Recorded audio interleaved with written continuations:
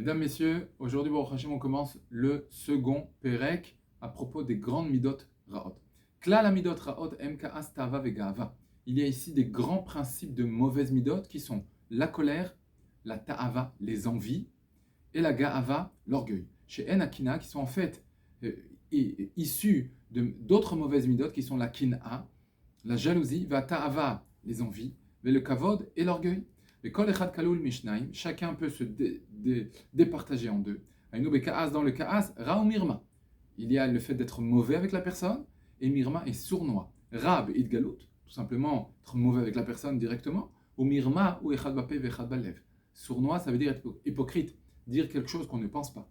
Ou beta'ava, le fait, la recherche systématique des plaisirs de ce monde. Ta'ava vechemda, donc c'est la ta'ava d'un côté et la chemda, la convoitise. Ta'ava ou anatagouf mamash, c'est le fait de rechercher systématiquement les plaisirs de ce monde, comme le fait de manger, boire, etc. Vechemda, la convoitise, l'argent, l'or, les beaux vêtements, les belles maisons. Ou begava, à propos de l'orgueil, ou ge'a vegeon. En français, il est difficile à traduire, mais ici il donne des exemples. Ge'a ou balev. Ge'a, l'orgueil, on peut l'avoir dans le cœur. Vegaon ou arotse les sorer à la neshim. Il y a une autre forme d'orgueil, celui qui veut diriger les autres personnes. À la fin de la Hamida, on dit Elokai Netzor, tout on prie exactement contre ces trois mauvaises midot.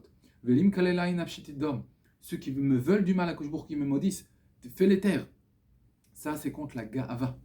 Venafshik afar la koltiye, et que mon âme soit comme la poussière de la terre, ça, c'est contre aussi cette forme d'orgueil qu'on pourrait avoir dans le cœur.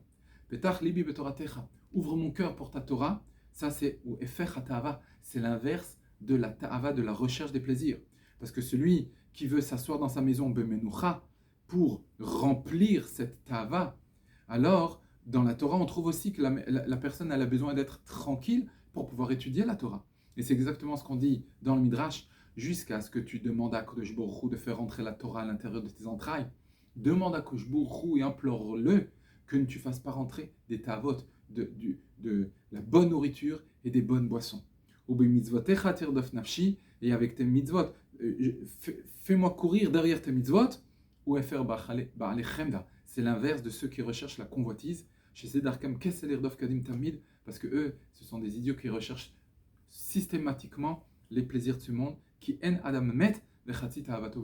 n'existe pas un homme qui meurt sans avoir accompli la moitié de sa ta'ava.